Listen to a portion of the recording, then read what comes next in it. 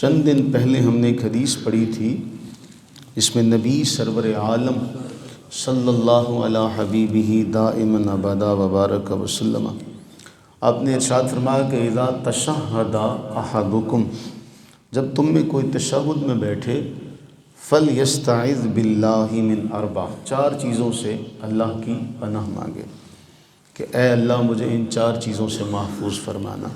ان میں ایک تو عذاب جہنم، دوسرا عذاب قبر، تیسرا زندگی اور موت کا آزمائش کا ہونا، کیونکہ محیا اور ممات، زندگی کے اندر انسان کو بہت ساری آزمائشوں کا سامنا کرنا پڑ سکتا ہے۔ اس لیے نبی صلی اللہ علیہ وسلم نے یہ حکم ارشاد فرمایا کہ جب تم نماز میں بیٹھو تو یہ دعا مانگا کرو، اے اللہ مجھے زندگی اور موت کے فتنے سے محفوظ فرما۔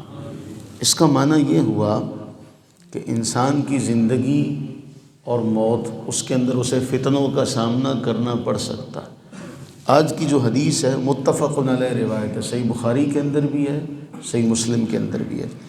حضرت سیدنا ابو ہریرہ رضی اللہ تعالیٰ عنہ بیان فرماتے کہ نبی سرور عالم صلی اللہ علیہ وسلم ان چیزوں سے اللہ کی پناہ مانگتے تھے اور تین چیزیں ذکر کی۔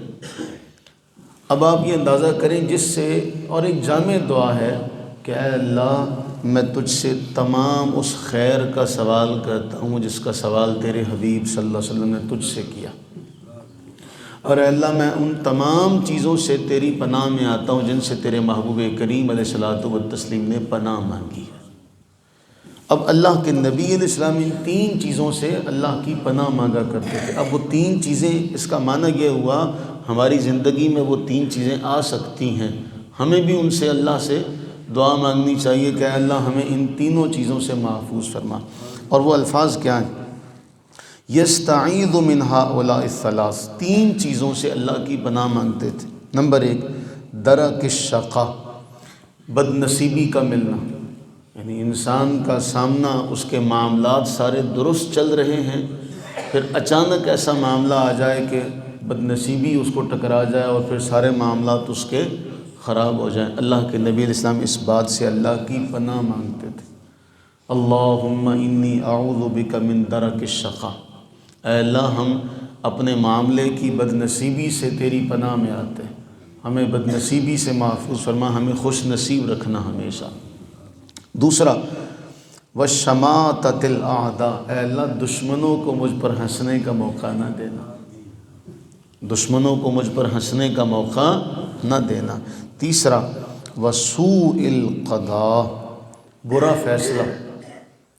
انسان زندگی میں بہت سارے فیصلے کرتا ہے، بسا اوقات ایسا بھی ہوتا ہے کہ اللہ کی کرم نوازی سے انسان محروم رہ جاتا ہے اور کوئی نہ کوئی فیصلہ جو ہے وہ اس سے برا ہو جاتا ہے، تو حضور اسلام دعا مانگ رہے ہیں کہ اے اللہ برے فیصلے سے میں تیری پناہ میں آتا ہوں۔ اس حدیث کے جو راوی ہیں حضرت سفیان، وہ یہ کہتے ہیں کہ مجھے ایک چیز کا اضافہ ہو گیا، مجھے اب یاد نہیں ہے، چار چیزیں تھیں لیکن تین سے اللہ کے نبی علیہ السلام نے پناہ مانگنے کا حکم دیا تھا۔ اب چار اس میں جو ذکر ہوئی، وہ چوتھی ہے مصیبتوں کی مشقت۔ اس کو آپ پہلی سے ملا لیں کہ وہ بد نصیب ہونے کا معنی یہی ہے کہ انسان کے اوپر مصیبتیں مشقتیں آ جائیں، تو ہم ان سے اللہ کی پناہ مانگتے ہیں۔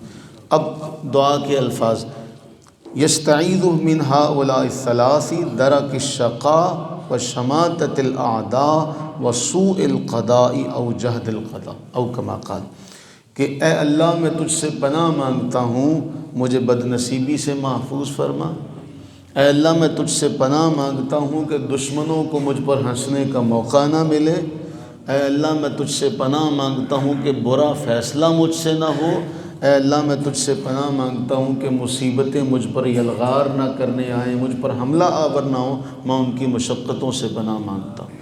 اب اس کا معنی یہ ہوا، یہ جو دعا اللہ کے نبی علیہ السلام نے مانگی ہمارے لیے بھی یہ ہے، تو ہمارے ساتھ بھی ایسا ہوتا ہے، انسان کے معاملات بالکل ٹھیک چل رہے ہوتے ہیں، کوئی فیصلہ ایسا ہو جاتا ہے معاملات خراب ہو جاتے ہیں، معاملات چلتے چلتے اچانک خراب ہو جاتے ہیں۔ یہی وہ وجہ ہے کہ اللہ کے نبی علیہ السلام نے اس سے پناہ مانگی ہے۔ تو ہم بھی، یہ خیر والا وقت ہے، میں جو بار بار وہ آپ کو روایت اس لیے سناتا ہوں تاکہ یہ اس وقت کی قدر کریں۔ اللہ کے نبی علیہ السلام نے فرمایا تھا یہ وہ لمحہ ہے، جس لمحے میں ہم بیٹھے ہیں نا، یہ وہ لمحہ ہے کہ اللہ اس وقت رزق تقسیم فرما رہا، تو جب وہ سب کو بانٹ رہا ہے تو کوئی چلا جائے تو اس کو محروم بھی وہ نہیں رکھے گا، وہ تو ویسے محروم نہیں رہنے دیتا کسی کو۔ وہ کتنا حسین شعر ہے، دوستاں را کجا کنی محروم تو کے بعد دشمنا نظرداری۔ اے اللہ تو دشمنوں کو بھی اپنی نظر میں رکھتا ہے، پھر دوستوں کو کب محروم کر سکتا ہے؟ تو ہم اس خیر والے وقت کا صدقہ، اللہ کے رزاق جواد وہاب ہونے کا صدقہ، ان سب چیزوں سے اللہ کی پناہ مانگتے ہیں۔ اے اللہ ہمیں ہمیشہ ہمیشہ کے لیے ان چیزوں سے دور فرما دے کہ کبھی بدنصیبی کا ہم سے سامنا ہو، کبھی بدبختی کا ہمارا سامنا ہو، کبھی برا فیصلہ ہم سے ہو جائے، کبھی دشمن ہم پر ہنسیں۔ اے اللہ ہم ان سب چیزوں سے تیری پناہ میں آتے ہیں۔ اور پھر وہی دعا، اے اللہ اس تمام خیر کا تجھ سے سوال کرتے ہیں جس کا تجھ سے تیرے حبیب نے سوال کیا، اور ان تمام چیزوں سے تیری پناہ میں آتے ہیں جس سے تیرے حبیب نے پناہ مانگی یا پناہ مانگنے کا ہمیں حکم ارشاد فرمایا۔ آمین ثم آمین۔